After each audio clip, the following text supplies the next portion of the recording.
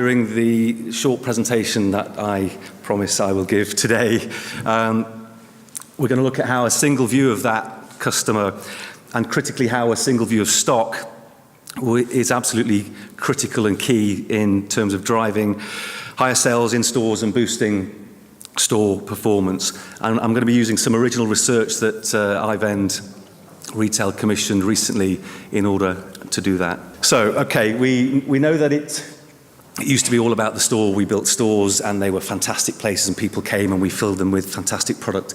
And that's what retailing was all about, whereas today it's absolutely all about the customer.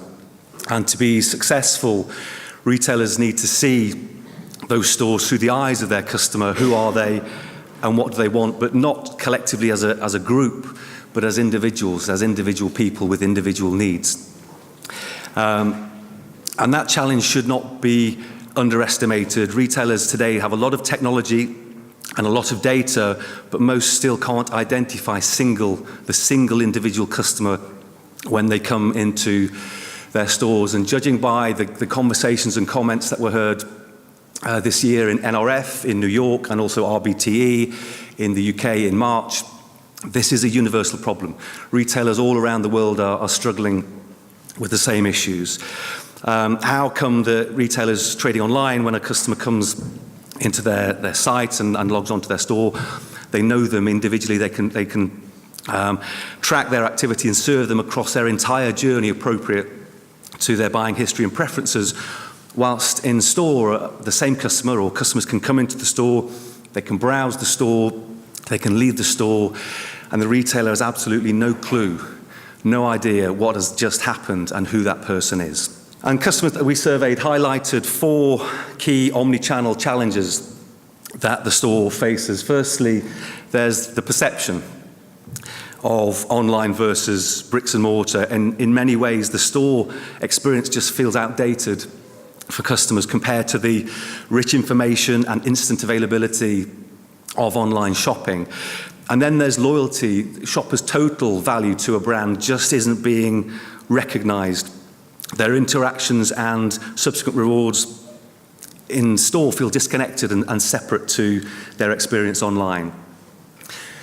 Then there is fulfillment. There's a growing appetite for cross-channel services like click and collect, but retailers aren't always optimizing the customer experience when they come and collect in store. So half the European consumers, it was 49% in Italy, and almost 3/4 of North American consumers find e-commerce far more convenient than bricks and mortar. Now, that's not necessarily surprising. Opening your laptop or using your tablet or your smartphone is always going to be more convenient than getting in your car, driving to town, going to the mall, shopping. It's going to be more convenient. However, for almost 1 in 4 shoppers, 34% in Italy, the convenience and experience of shopping online is making the store feel disappointing. It's a letdown when they come into the store. And it's because they expect that endless aisle capability and the continual availability of e-commerce, and they want access to rich content, rich information to support their buying decisions. And they want to be guided through the process to an easy purchase. And yet, less than half of customers, 49% in Italy, feel retailers are able to give them that experience. And a lot of this disappointment is that retailers find it easier to personalize experiences online. 1 in 5 of the European shoppers we surveyed would like stores to give them the same level of personalization that they receive online. The number rises to 1 in 4 in Italy. And in terms of loyalty, online loyalty is far more successful in tailoring incentives and rewards to the needs and desires of individual shoppers. 36% of shoppers in Italy believe they get offers online tailored to their own personal preferences. Yet when the same shopper goes into the store, most of the time they're presented with a generic offer, a generic promotion, maybe a paper voucher that is printed off the till that they can use for a future offer. It's not personal to them. And over a quarter of people in Italy just never get to use them. So, what's the point? But what people want is something far more relevant, far more instant and immediate. Schemes that recognise how important they are to the brand, even if they don't come into the store very often. And they want those delivered instantly. And one of the major trends that came out of the survey is the appetite for mobile loyalty. Incentives that are delivered to the device that people use most, take with them everywhere. When looking at fulfillment, one of the other interesting trends revealed through the research was how cross-channel services like click and collect is changing relationships between stores and e-commerce. The UK is leading the way in this with 80% penetration. 80% of consumers have used click and collect, which is in contrast to regions like Germany in particular, but in Italy and France, less than half of consumers have used this service. And this highlights the varying educational journeys that retailers must go through to educate their shoppers. And it particularly affects those businesses that have got an international estate, because a one-size-fits-all policy will not work across a continent. And even for those with a good uptake on click and collect, there is still work to do. Customers still feel, like I talked about the situation with the cashier and the racking, there's still ways that retailers can improve that. There's no point in offering these services if you do a poor job in terms of customer experience. So with all this taken into consideration, what does the modern shopper want from the store? It's clear they want to make the store experience personal to serve their own purposes. They want consistency with their experience online.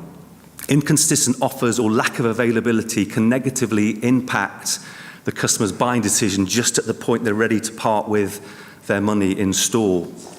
And they want customer service that feels relevant to their own personal preferences. Ultimately, customers want to feel special. We all want to feel special as an individual going into a retailer. And they want their cumulative total value to a brand to be recognised. And finally, they want that delivery on promise. The customer wants what they expect. They want what they want, when they want it, where they want it, which is simple to say, but hard to deliver. So how can retailers consistently meet these customer expectations? There's been a lot of investment in technology at the front of stores to give customers a wow, a kind of a theatrical experience in stores and encourage engagement with the retailer. But all of this technology is not going to delight people if at the end of it they don't get the product they want. People talk about retail as theatre. That's okay, but unless retail means the person carries a bag out of the shop, then what is the point? If you want theatre for entertainment, just go to the theatre. But retail is all about driving revenue and selling stuff to people.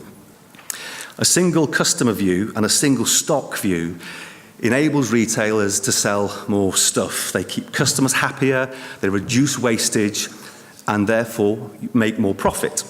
A single customer view and a single stock view is retail utopia. But how do we get there? 2/3 of North American shoppers and 3 out of 4 Italian shoppers want retailers to have a single view of them, however and wherever they shop. And this means understanding their behaviour beyond simply the final transaction. They want to understand every interaction across all of the purchasing journey and sequence them in order to create a picture of how that customer interacts across all channels. And data, customer data, is pivotal to that understanding. The more you know about how an individual customer behaves, the better that you can serve them, the more likely they are to buy something. So data is the bedrock of this.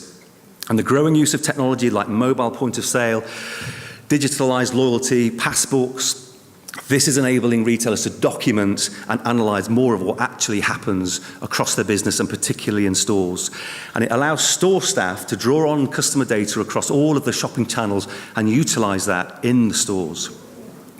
And this single view of customer behavior, wherever they are interacting with you, has benefits way beyond just the final transaction. It creates customer advocates. If they have a great time in your stores, they'll come back again and again.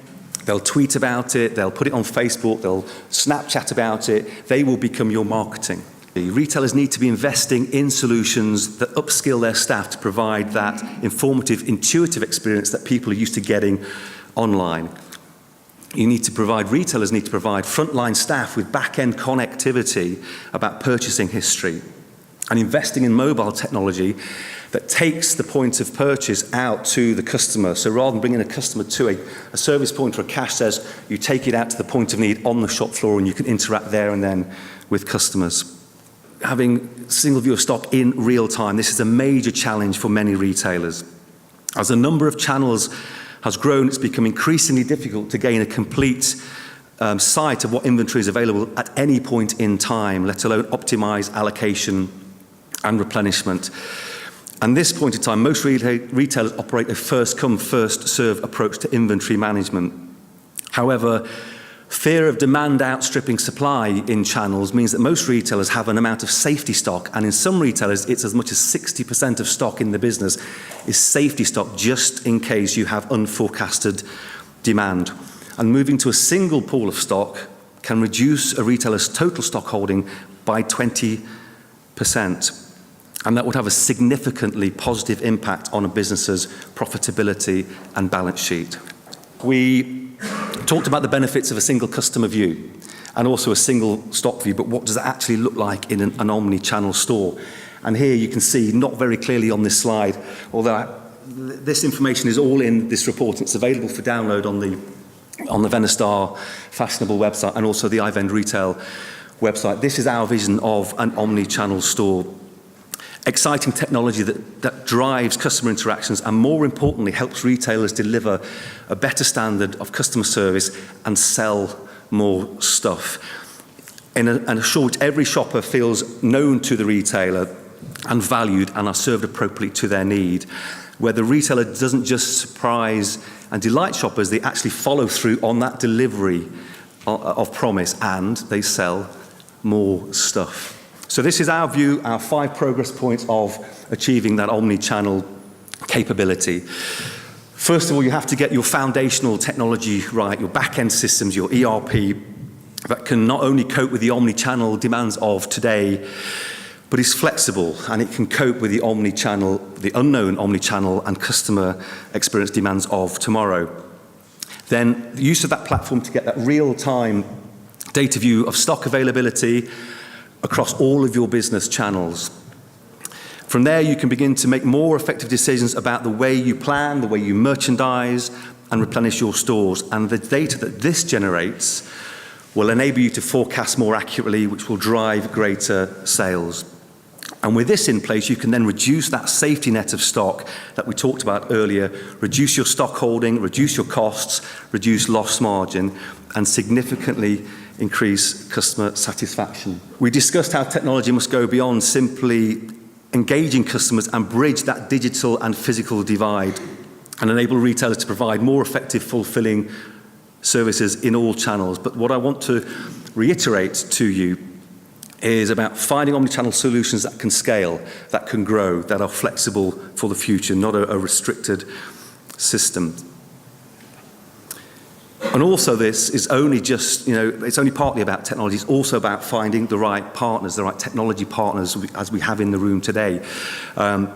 People who understand your business, people who understand your needs, your challenges, people who understand retail, not just the technology, but actually the industry itself, who will support you beyond that implementation into the future so you keep driving return on investment in your businesses as your business changes. So thank you very much for your attention.